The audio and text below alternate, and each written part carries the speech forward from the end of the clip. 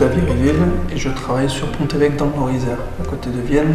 Mon mode de transport, c'est un véhicule, quoi, une voiture tout simplement, tous les jours. J'habite à Beaurepaire et je travaille à Grenoble, à Europol. Et je prends le car de Transilien tous les jours pour me rendre au travail. Je suis venue plus par rapport à mes enfants qui sont scolarisés loin. Et voilà, le problème il est là, quoi.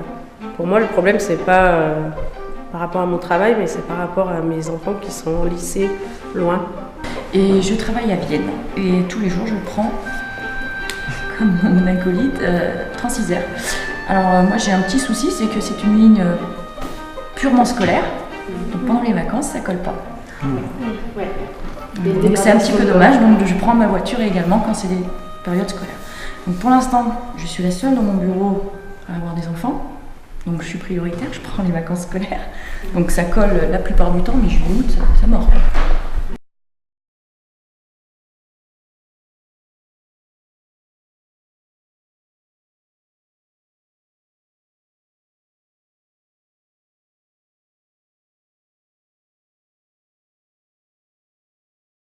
Du coup, je vais lire à haute voix en fait chacune des idées. Donc, je vais essayer, comme je le disais, de les regrouper un peu par thématique, selon si c'est aussi un besoin ou plutôt une solution que vous avez apportée. Difficulté pour aller de Saint-Siméon à la côte Saint-André pour prendre le car.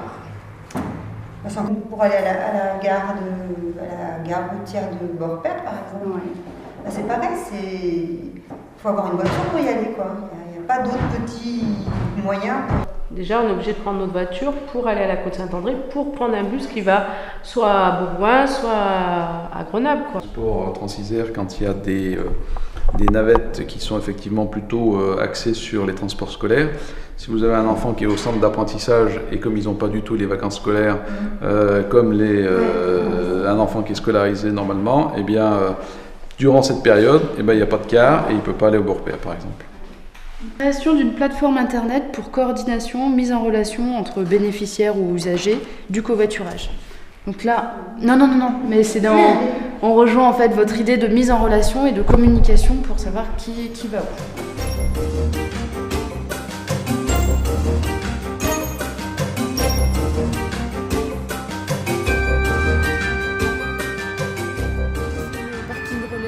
Moi je les connaissais parce que comme je suis de la région.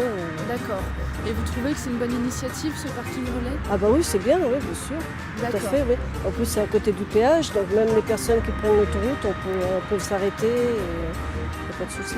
Donc la motivation principale c'était financière, la motivation du covoiturage? Bah oui, c'est pas la peine d'y aller à trois, chacune avec notre voiture, alors qu'on peut se partager les frais de route. Hein. Et puis bon, le but c'est d'être ensemble aussi. Hein, donc. Vous mettez combien de temps pour aller à Grenoble? Avec l'Express, je mets 1h20, 1h. Ouais, 1h20. Alors, partir de Primarette, je prends la voiture, je vais à Beaurepaire, je laisse ma voiture, je prends le car. Oui. Oui.